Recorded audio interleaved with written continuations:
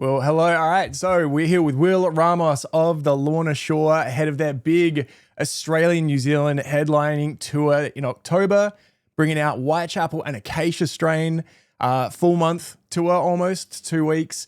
Now, the last time you were here twice last year, you were here in February, then you were here again for Good Things later in the year in December. Is there anything you're bringing to this headline tour that you didn't have in the February headlining tour? I believe we're bringing a bigger production because Mhm. I think we're doing bigger shows. So that would mean that we have a little bit more money to invest into just making the show even doper. So we're definitely going to do that. Yeah. And otherwise, we just got another beast package. We try and mix it up sometimes. And as far as I'm concerned, new album, new package, anything can happen. We're Beautiful. excited. Beautiful. Is there anything you've got booked while you're in Australia and New Zealand, like tourist wise? Have you got any sightseeing or any exciting activities while you're down here? Not yet. I All know right. usually when I'm in Brisbane, then I have something, but no, not really. I don't think we have. Most of this tour is like we know we have a day off to do stuff in between a couple of shows, but a part of us, some of us also just like leaving it like that, Yeah. like anything could happen. What's the day going to be like? So maybe somebody will say, "Hey, this is cool. You guys should go do this," and then we know exactly what to do. But for right now, go to the beach if you can and drink beer. Yeah. It'll be October, so it'll be spring. Because I think the other two times you've been here you've been at the end of summer and the beginning of summer. So this is first time seeing spring in Australia. So hopefully it's good weather for you then. I'm looking forward to it. It's got to be dope. Nice. Now, I recently watched the full Hellfest pro shot show that you guys put on, and it's the first time I've really appreciated how good every member of the band is. It really blew my mind that each member in their own right is a standout. But when you put them all together, that's a lot. How do you guys find in a song to give each member space to perform like at the peak of what they do? We're still trying to figure that out.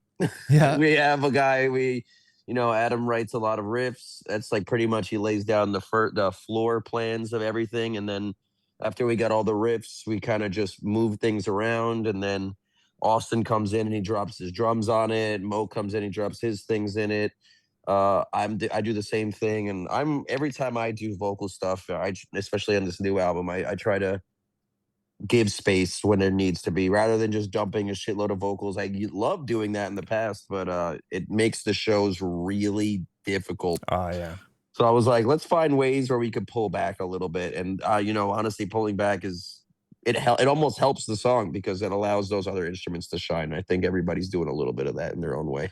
Yeah, nice. So in that way, do the vocals always come in after the songs are already kind of there, or do the vocals ever start a song? What's the process there?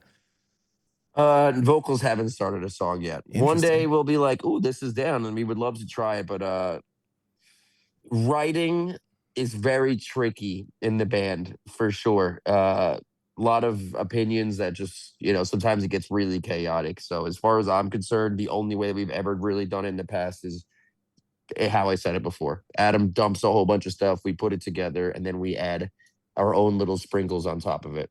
Nice. Now, I recently discovered Secrets Don't Sleep, and the song's still Oh, standing. I loved it. I'm a metalcore guy, so I was very oh, excited dude. to find you on a metalcore song that had cleans.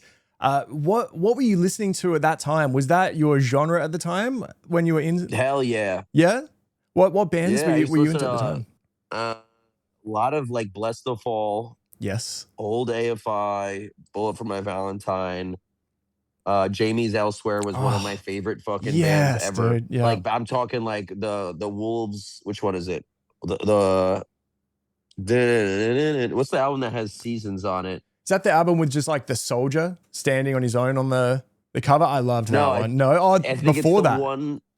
I think it's before that. It's the Oh, one where it's like some dude. I think he's kneeling in water or some shit. Damn it! yeah, I gotta yeah, find this yeah. shit. That's the one that I'm thinking of as well. I loved that album.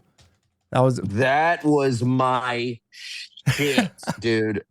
And but I also used to listen to a lot of deathcore. It was like for me at the time, it was like the beginning of the social media age. I mean, in general. So Yeah. nobody, when it came to trying to get bands together, it was so fucking hard. Mm. I was in a billion bands where people wanted to do it, but nobody actually wanted to do it. And Yeah. there was only ever like 2 or 3 people in a band that ever wanted to really do it. And it was never enough to keep a band going. So unfortunately, it was like you get what you get.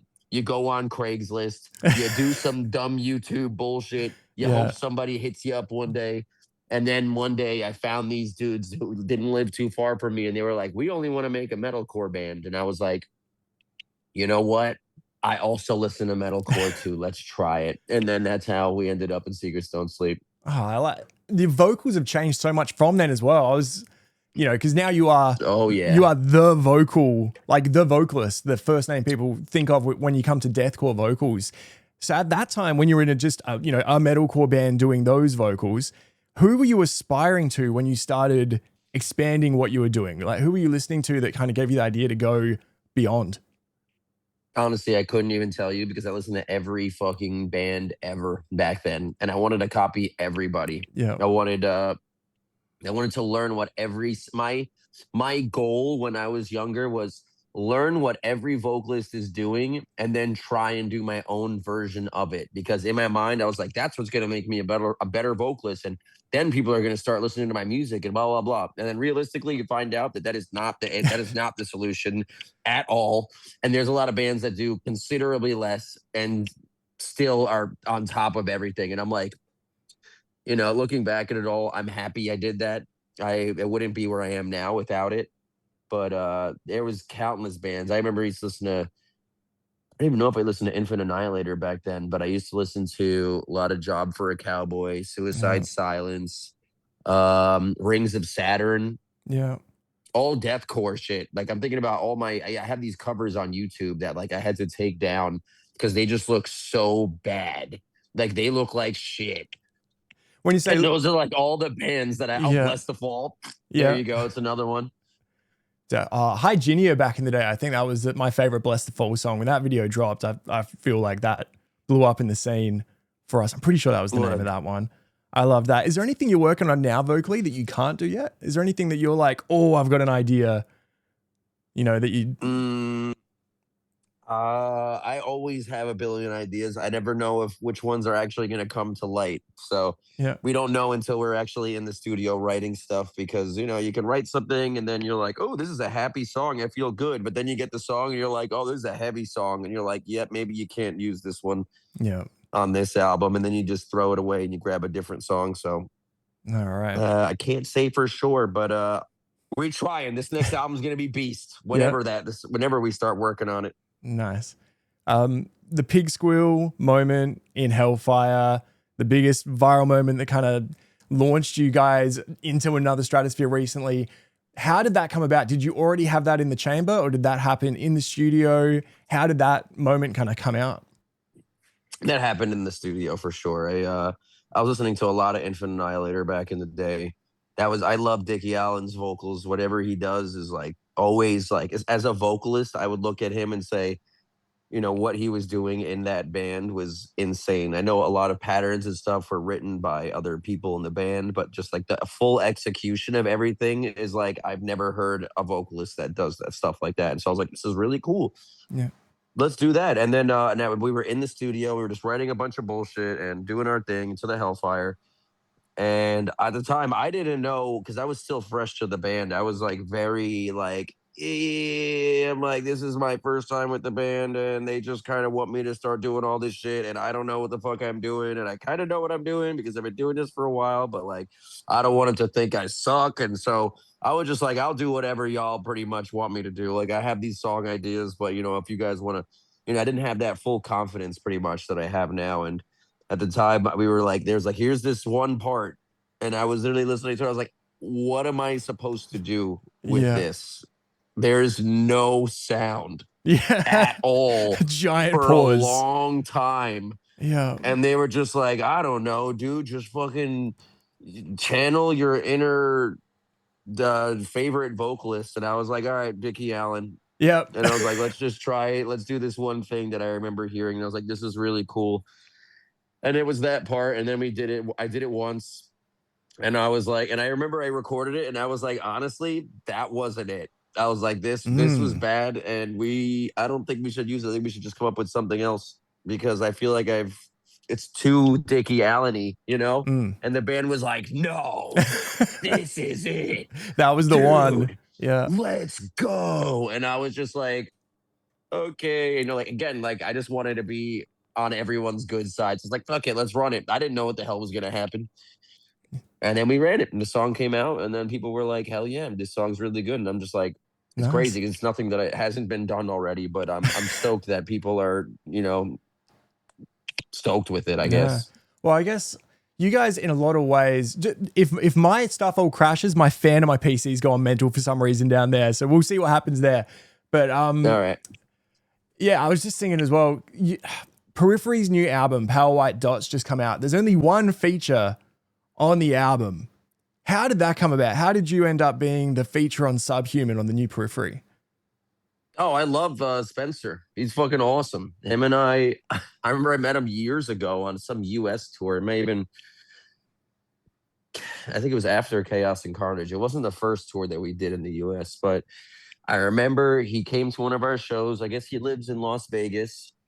And he was like, and I think he messaged me and was like, "Hey dude, I'm at your show." And I was like, "Oh shit, I would love to meet you." Cause I mean, I'm still new to the band. I'm like, I've always listened to that was another one of my metalcore bands I used to listen to Yeah. when I was a kid. And I was like, "Yeah, like I'd love to meet you too. Fuck it, yeah, let's do it." And then I met him. We were just hanging out. It was like him and his girlfriend, and they were just like, "Hey, so what are you doing after this?" And I was like, "I don't know. I'm gonna go gamble and make $1 million, obviously." And then he was like, "Well, what? We're not doing anything. Can we join you?" And I was just like, "Okay." And then we pretty much hung out for the rest of the evening, and like we drank, we gambled. It was like just hanging out with another bro. It was Yeah. honestly, I've never really done that with many musicians. Like not as often as people think, but not everybody's very open to anything. You know, they're usually like they have a plan and they do it, then they go do their other plan. They had no plan. They were just like, let's just hang. Oh, that's And cool. so we had a good connection, and I think it was just a matter of time. One day he was just like, "Hey man, you ever want to just do a song with us?" I was like, "Fuck yeah, are you kidding me? Yeah, they were Too easy." Yeah, they were really ambitious in the way that they wrote it. Did they prep you on all of the visuals and all of the lore and the feeling they were trying to get from that album? How much kind of pre-work did they give you or information did they give you on the album before you got onto it? Nothing, Nothing. Wow. not a damn thing. They were That's just send me in yeah. to the Sharks, and they were like, "Have fun, and see what's going on." And I was like, "Okay." That's That's how I so work best, anyway. So well, it fit. It fit the tone of the album. They put so much work into creating that vibe. And when your part came in, it just fits perfectly. And I think Spencer's vocals as well, it feels like he went gruffer, and the vocals on that song together are amazing. I love the way that they're so powerful but different. And I love the impact that your part came in on that song. I thought it was really, really powerful song for this year. So I love that. thank you, bro. Now, you were also on the Metal Hellsinger soundtrack, game soundtrack recently. If you could pick any franchise in the way that Trent Reznor just did Tron Ares, if you could do any franchise for a movie or a game that you could score, Doom. Doom? You just be on Got you. Doom? I'm gonna stop you. I'm gonna stop you right there. Yeah. The name is Doom. Yeah. Everybody who works at who the fuck even who ID. owns Doom? ID. ID I was gonna say software. Blizzard. Blizzard does not own them. Fucking whoever works over there, hit us up, baby. Lorna Shore is still waiting. We love your music. I mean, we love the music in the game. We love the game. Yeah. We could do it. Dude. So I mean that's where I would go immediately. Hell yeah. Incredible. You've also been doing a lot of covers online, kind of showing off your clean vocals. We've got Sleep Token covers, 21 Pilots covers. Is there ever going to be a time there's a clean vocal in Lorna? I have no idea. I am still asking myself the same question. I'm like, I love doing cleans. It's fun. It's something that is I feel very comfortable in my screaming range. I'm like, I feel like I've gotten pretty much all of the itches scratched that I could possibly imagine in my screaming. So it's like I need to find something else to like, okay, now I have a new goal to get better at. And singing is that. I would love it to be on the album, but that's obviously if everybody else is on board with it. If everybody else isn't on board, then it's not happening. So Yeah. when we start the writing process, that's a whole conversation to have, but we haven't started it yet. So Okay. Could it be ever a side project? If it's not the way that, Lorna doesn't want to have that sound, that's what you guys agree. This is our sound. This is what we're going to keep. Could you ever see a side project where it's adding cleans or only cleans? 100%. Yeah. Yeah. I would love that. I'd love to do some kind of Joji style vibe. Oh, yeah. Shit. I love Joji. I did a cover of one of his songs. What was it? I don't remember. It's on my YouTube, but it was one of my favorite ones. And I was like, I love this style of music. Like, this is so sick. He was Filthy Frank. I used to love Yeah. watching Yeah. Filthy Frank Yeah. when I was younger. I'm like, this guy is a goofy dude and he has a very good, very pretty voice. I'm Mm. like, if I could do that, I would love to be the metal version of that. But if that doesn't happen, I'm going to do it some way or shape or form. Nice. Another one here that I've been wondering. So this is especially for me as well. You guys are probably the biggest deathcore band for people outside of the deathcore circle. What do you think it is about Lorna that expands outside of just deathcore fans that you are, I'm sure for so many people, they're a deathcore band. If they listen to rock, they listen to nu metal, they listen to punk, they probably love Lorna Shore as like a gateway to death metal. What do you think it is that kind of puts you outside of just the bubble of deathcore? I think we're just all of us come from different backgrounds, and we very much bring all of our different backgrounds into the music. And I think a lot of deathcore and shit like that is like a lot of the times, or most bands are usually written by one person, like the entire thing, start to finish. And that works for a lot of bands, especially if you're like a very heavy band, like a grindcore band or whatever. Everything is going to follow suit, and that's what it's going to be. But I think because I come from a metalcore background, Andrew comes from like a black metal, death metal background. Everybody else comes from like a deathcore, like behemothy, sludgy background, and in a way, like they all make its way into the music and makes it. I don't really want to write, super kill yourself, kill everybody, burn the world down songs all the time. I do like that. Yeah. That's why I started listening to deathcore in the first place. But there's got to be something more for me to latch myself onto the music. And I think for me, like especially like lyrically, the stuff that I write isn't stuff that everybody is uh used to listening to when it comes to deathcore. So I think having these little moments or these personal moments for people, and all of these things combined gives somebody, it scratches the itch that somebody else wants. And I don't know, it could be that, because again, it's not death, it's not super punch yourself in the face music all the time. Sometimes it's sad, sometimes it's a bittersweet kind of sound. And I think it's just new for a lot of people who are not used to seeing that. Definitely. All right, well, Will, thank you so much for taking the time hanging out. I know you got a long day, a lot of interviews, but really looking forward to you coming down to Australia at the end of the year. Congratulations on the album. Looking forward to what comes next, and just thank you so much again. Of course, bro. Thank you for being here. Enjoy the rest of your day. Have a great one. Thank you so much. All right.